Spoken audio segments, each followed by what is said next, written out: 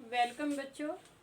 पहली वीडियो में मैंने आपको पहलवान की ढोलक का लेखक परिचय फणीश्वर नाथ रेणु जी का और उनके जो पाठ लिखा था पहलवान की ढोलक उसका सारांश करवाया था।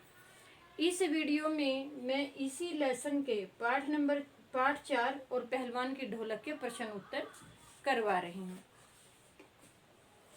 पहला प्रश्न है, कुश्ती के समय ढोल की आवाज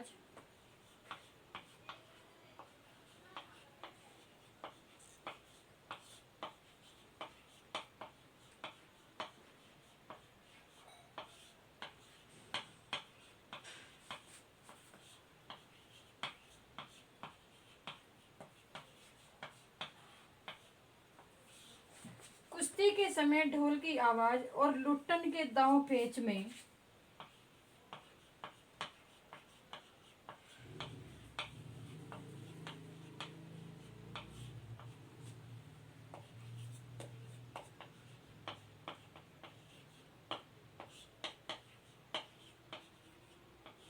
दांव पेच में क्या तालमेल था?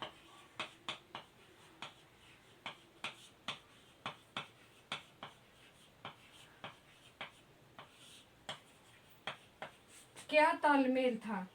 पाठ में आए ध्वन्यात्मक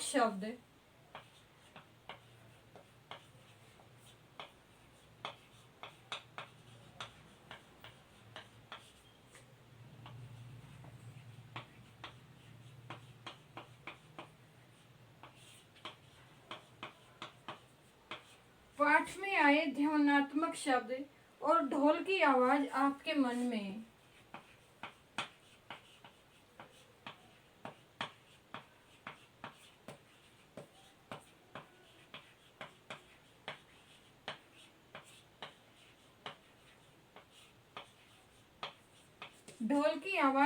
मन में कैसी ध्वनि पैदा करती है?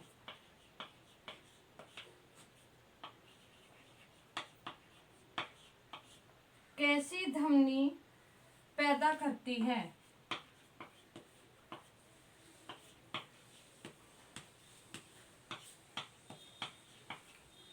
कैसी ध्वनि पैदा करती है? उन्हें शब्द दीजिए।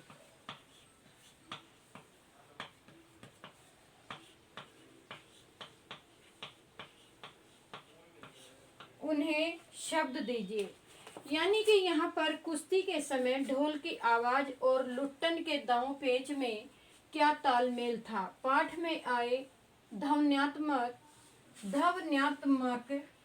शब्द और ढोल की जो ताल थी आपके मन में कैसी ध्वनि उत्पन्न करती है? यहाँ पर हम ढोल की ताल लिखेंगे। ढोल की ताल आपके मन में कैसी ध्वनि उत्पन्न करती है? तो इस क्वेश्चन में जो कुश्ती के समय ढोल की आवाज होती थी, कुश्ती के समय ढोल की आवाज और लुट्टन के दांव पेच में अनूठा तालमेल था। लुट्टन का कोई गुरु नहीं था, इसलिए उसने ढोल को ही अपना गुरु माना था। कुश्ती के समय लुट्टन सिंह ढोल की तान को अपने गुरु का स्वर मानकर दांव पेच लगाया करता था। ढोल की आवाज ही लुट्टन की शक्ति को बढ़ाती थी, उसे धैर्य प्रदान करती थी तथा निरंतर साहस भी देती थी।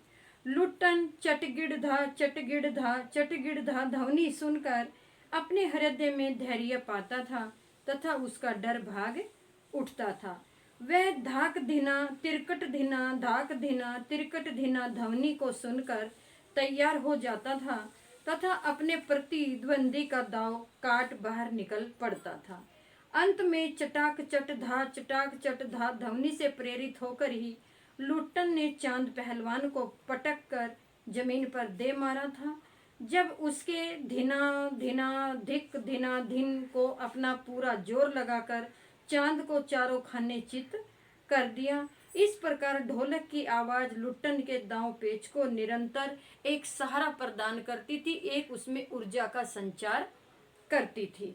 और इसी प्रकार लुट्टन, जिसके बलबूते लुट्टन ने एक प्रसिद्ध पहलवान को भी पटक कर चित कर दिया। पाठ में आए जो ये ध्वन्यात्मक शब्द हैं, जैसे ताक धिनाधिन, चट धिनाधिन, इस प्रकार के जो शब्द हैं वो निरंतर प्रेरित करते हैं, जैसे चट धा गिड़ धा, चट धा गिड़ धा, चट गिड़ धा, चट गिड़ धा, चट गिड़ धा, स्वर मत डरना को दोहराता है। धाक धिना तिरकट धिना, धाक धिना तिरकट धिना, दाव काटो और बाहर आओ, यानी कि वो एक संकेत भी देती थी।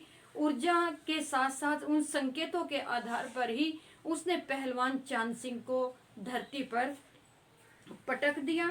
इसी प्रकार धिना धिना धिक धिना ध्वनि से चित करने की प्रेरणा उसको मिलती थी। तो यहाँ पर जो दो प्रकार की आवाज निकलती, उन्हीं आवाज के बलबूते पर लुट्टन सिंह की विजय हुई और चांद सिंह उनसे हारा।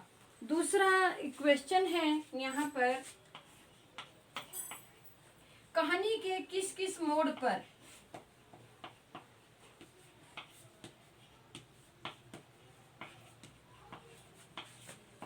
कहानी के किस किस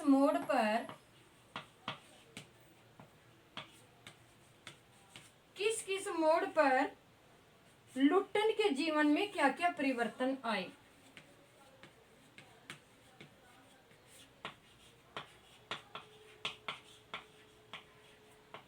लुट्टन के जीवन में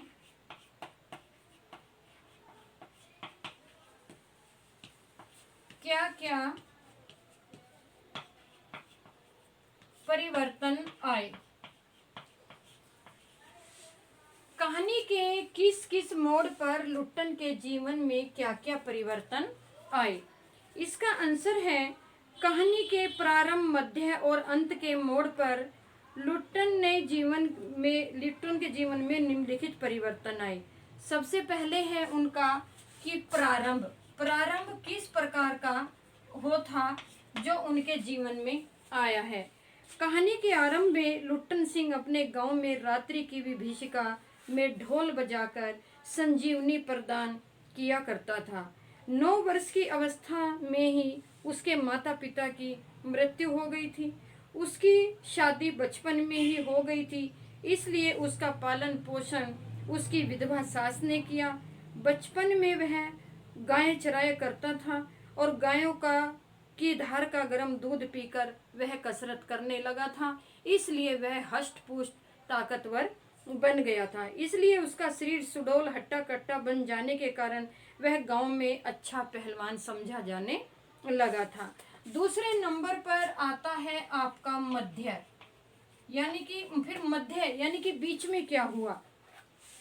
कहानी के मध्य में लुट्टन सिंह को अपने जीवन में भरपूर तरक्की मिली।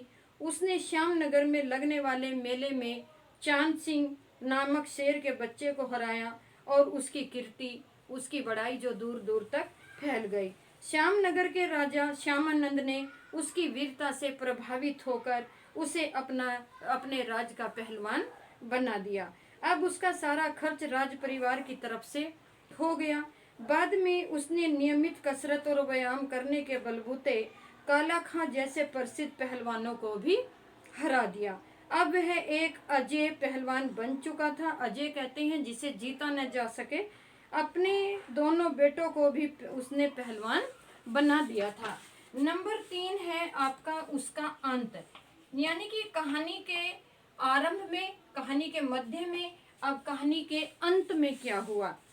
कहानी के अंत में लुट्टन सिंह के जीवन पर वज्रपात हुआ, क्योंकि उसकी जो प्रसिद्धि का कारण था, उसे नई सरकार आने पर उसको निकाल दिया गया और उसको अपनी रोजी के भी लाले पड़ गए। प्रसिद्धि के शिखर से एकदम नीचे गिर पड़ा। श्यामनगर के राजा श्यामचंद जी का स्वर्गवास हो जाने के कारण वहाँ जो स्थान था वो विलायत से एक नए राजा ने ले लिया, जिसके आते ही सारी व्यवस्था को बदल दिया। उसके बदल जाने पर दंगल का स्थान घोड़ों की रेस ने ले लिया और राजा के दुर्व्यवहार का शिकार होकर लुट्टन सिंह श्यामनगर को छोड़कर अपने ढोलक कंधे पर लटकाकर अपने गांव वापस आ गया। अचानक महामारी फैल गई और महामारी में उसके दोनों बच्चे भी स्वर्ग सिधार गए। इन घटनाओं से टूटने के बाद अंत में वह खुद भी एक महामारी का शिकार होते हुए भूख से व्याकुल तड़पता हुआ अपना चिर निंद्रा में सो गया। यानी कि भयंकर इतनी वर्षा हुई थी कि अनाज कम पड़ गया था, खाने को कुछ भी नहीं मिलता था।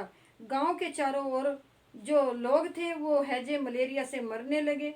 उसके दोनों बेटे और उसने तीनों ने विभीषिका को झेलते हुए अंत में अपने प्राणों का बलिदान दे दिया। क्वेश्चन नंबर आता है यहाँ पर 3। लुट्टन पहलवान ने ऐसा क्यों कहा?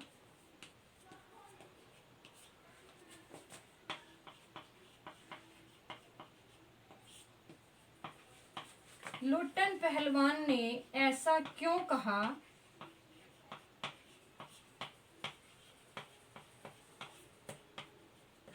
ऐसा क्यों कहा हो कि मेरा गुरु कोई पहलवान नहीं,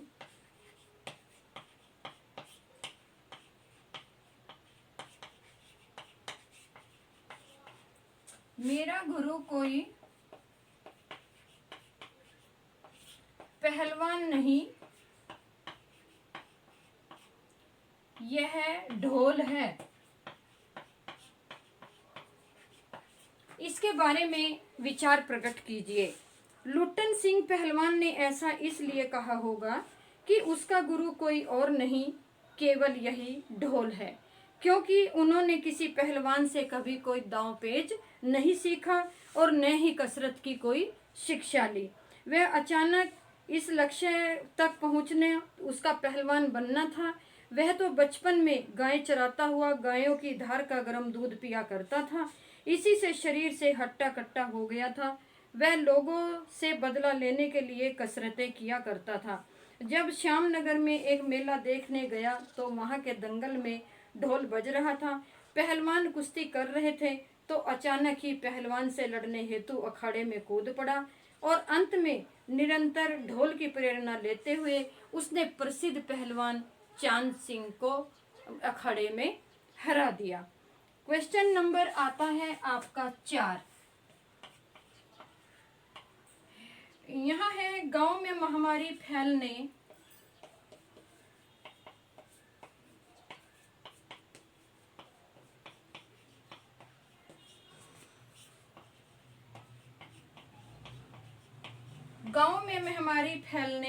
और बेटों के देहांत के बावजूद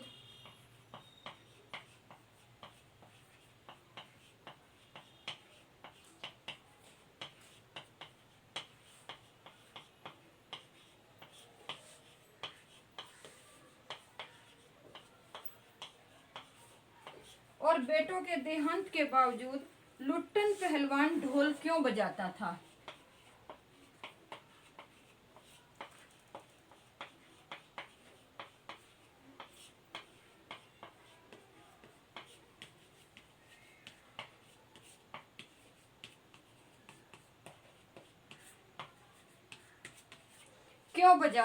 यानी गांव में महामारी फैलने और बेटों के देहांत के बाद लुट्टन पहलवान ढोल क्यों बजाता था? गांव में महामारी फैलने तथा बेटों के देहांत के बावजूद भी लुट्टन सिंह पहलवान ढोल इसलिए बजाता था कि गांव के अंदर जो लोगों के मन में एक डर था महामारी फैलने के कारण कि कब किसको मौत आ जाए। ऐसे में लोग अपने शाम होते ही अपने घरों में डर के मारे छिप जाते थे और मलेरिया से वह खुद भी ग्रस्त था। गांव में चारों ओर हाहाकार मचा हुआ था। घर खाली हो गए थे। रात्रि की विभीषिका में चारों ओर सन्नाटा छाया हुआ था। उसी रात्रि की विभीषिका को तोड़ने तथा लोगों में जीने की उमंग पैदा करने के लिए वह निरंतर ढोल बजाता था। अब उसके दोनों बेटे क्रूर काल की चपेट में आ गए थे और ये असह वेदना को बिलखते हुए अपने बाबा को कहने लगे कि बाबा उठा पटक दो वाला ताल बजाओ, अर्थात चटाक चटाक चटाक धक ताल बजाओ, जिससे वह सारी रात बजाता रहा। सुबह होते ही उसने दोनों बेटे मृत्यु को प्राप्त हो गए। अत अपने बेटों की अंतिम इच्छा को पूर्ण करने के लिए बेटों के देहांत के बावजूद भी लुट्टन सिंह अब वो ढोल बजाता रहा। यानी कि जिस वक्त रात में उनके बच्चे मरने वाले थे तो उन्होंने एक बार कहा कि बाबा कम से कम जोर जोर से ढोल बजाओ, और जब उसने देखा कि दोनों बेटे मर चुके थे तो उनकी आत्मा को शांति देने के लिए और उनकी आखिरी इच्छा पूरी करने के लिए लुट्टन सिंह लगातार ढोल बजाता रहा। क्वेश्चन नंबर 5, ढोलक की आवाज का पूरे गांव पर क्या असर होता था। यहाँ पर है प्रश्न 5, यानी कि ढोलक की आवाज का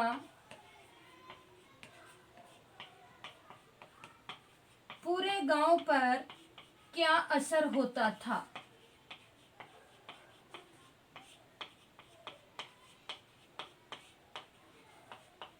पूरे गांव पर क्या असर होता था। ढोलक की आवाज पूरे गांव वालों में धैर्य, साहस और स्फूर्ति प्रदान करती थी। रात्रि को विभीषिका में तथा सन्नाटे में ललकार के सामने चुनौती पैदा कर देती थी। जब पूरा गांव महामारी के कारण मलेरिया की चपेट में आ गया और लोग मरने लगे, असंख्य लोग मर चुके थे, तो कोई अधमरा हो, कोई निर्बल, कोई निस्तेज हो गया था। इन सब भयंकर वातावरण में ढोलक की आवाज गांव वालों को संजीवनी प्रदान कर रही थी। उपचाराधीन और पथविहीन लोगों में संजीवनी शक्ति भरती थी। बच्चे, जवान और बूढ़ों की आंखों के सामने दंगल का दृश्य पैदा कर देती थी।